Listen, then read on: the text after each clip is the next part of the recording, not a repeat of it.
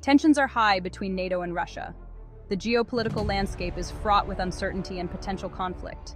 Relations are the worst they've been since the end of the Cold War. The echoes of past hostilities are reverberating through the corridors of power. Russia's invasion of Ukraine in 2022 changed everything. This aggressive move has sent shockwaves through the international community. Now NATO is preparing for the possibility of a larger conflict.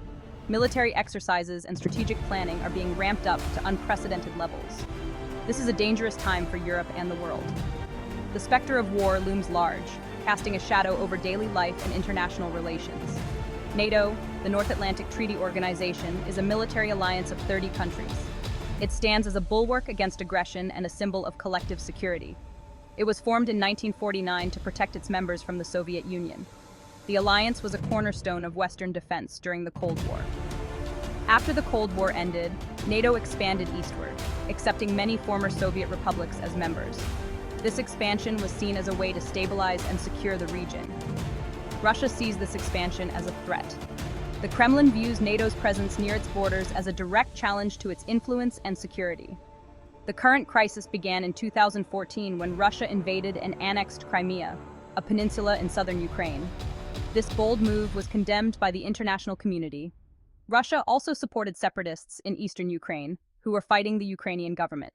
This support has fueled a prolonged and bloody conflict. In February 2022, Russia launched a full-scale invasion of Ukraine. The scale and intensity of this invasion have been unprecedented in recent history. This was the biggest military attack in Europe since World War II. The devastation and human suffering have been immense, drawing comparisons to the darkest days of the 20th century. Diplomatic efforts are ongoing, but the path to peace is fraught with challenges. The international community is working tirelessly to find a resolution. Around the world, people are rallying in support of Ukraine. The global solidarity movement is a testament to the shared desire for peace and justice. Humanitarian aid is being delivered to those affected by the conflict. Refugees are fleeing the war-torn regions, seeking safety and shelter.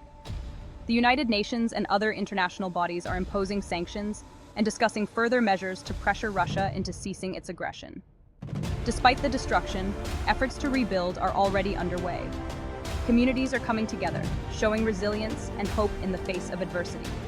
Peace talks continue, with negotiators striving to find common ground.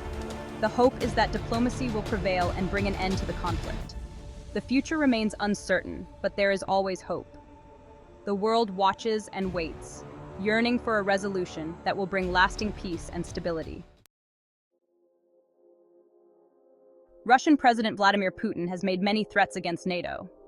Over the years, his rhetoric has become increasingly aggressive, targeting the alliance's expansion and military activities. He sees NATO's presence in Eastern Europe as a provocation. The deployment of troops and military equipment near Russia's borders is viewed by Putin as a direct threat to Russian sovereignty and security. In response, he has warned that any attack on Russia will be met with a swift and decisive response. This includes a range of military actions designed to showcase Russia's strength and readiness. Putin has also threatened to use nuclear weapons. He has made it clear that Russia's nuclear arsenal is a key component of its defense strategy, and he is not afraid to use it if necessary. He has said that Russia would use all means necessary to defend itself. This includes advanced military technology and strategic defense systems that are constantly being upgraded. This has raised fears of a nuclear war. The potential for such a conflict has caused widespread alarm and has led to increased efforts to prevent escalation. Many world leaders are deeply concerned by Putin's rhetoric and actions. They have called for diplomatic solutions and have urged Russia to de-escalate tensions. Putin's invasion of Ukraine has been condemned by the international community. The aggression has led to significant destruction and loss of life, drawing widespread condemnation. Many countries have imposed sanctions on Russia. These measures are aimed at crippling the Russian economy and limiting its ability to sustain military operations. These sanctions are designed to hurt the Russian economy and pressure Putin to change course. The economic impact has been severe, affecting various sectors and leading to a decline in living standards for many Russians.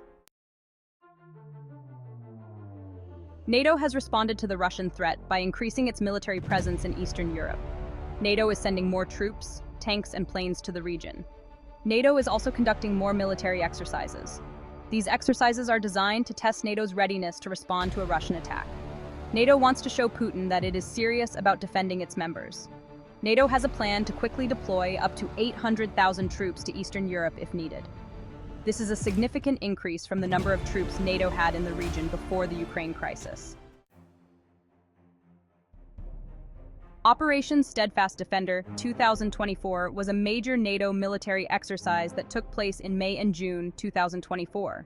It was the biggest NATO exercise in decades.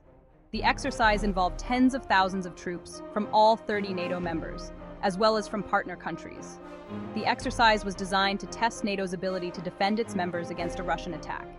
It focused on several key areas, including rapid reinforcement, getting troops and equipment to Eastern Europe quickly, collective defense, working together to defend NATO territory, deterrence, showing Russia that NATO is ready to fight if necessary. One of the biggest challenges for NATO is logistics. Moving large numbers of troops and equipment over long distances is a complex operation. NATO is working to improve its logistics network in Europe. This includes upgrading roads, railways, and bridges, building new warehouses and storage facilities, and pre-positioning equipment in Eastern Europe. These improvements will make it easier for NATO to rapidly deploy troops to the region if necessary. The Baltic states of Estonia, Latvia, and Lithuania are small but strategically significant countries located in Northern Europe. These nations are particularly vulnerable to Russian aggression due to their geographical proximity and historical context. They share a long and often tense border with Russia, which has been a source of concern for their national security. Russia has a history of military aggression and political pressure against the Baltic states, making the region a potential flashpoint. In 1940, the Soviet Union occupied the Baltic states and forcibly annexed them into the USSR, stripping them of their sovereignty.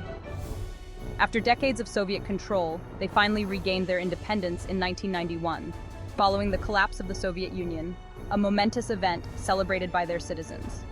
To deter any potential Russian aggression, NATO has deployed troops to the Baltic states, conducting regular military exercises and maintaining a visible presence. These NATO troops serve as a tripwire force, meaning their presence is intended to trigger a larger NATO response in the event of an attack. The presence of NATO forces sends a clear signal to Russia that any aggression against the Baltic states would be met with a unified and robust response from all NATO member countries, reinforcing the principle of collective defense. Russia has the largest nuclear arsenal in the world. Putin has repeatedly threatened to use nuclear weapons. This is a very serious threat. A nuclear war would be devastating. It is important to find ways to reduce the risk of nuclear conflict.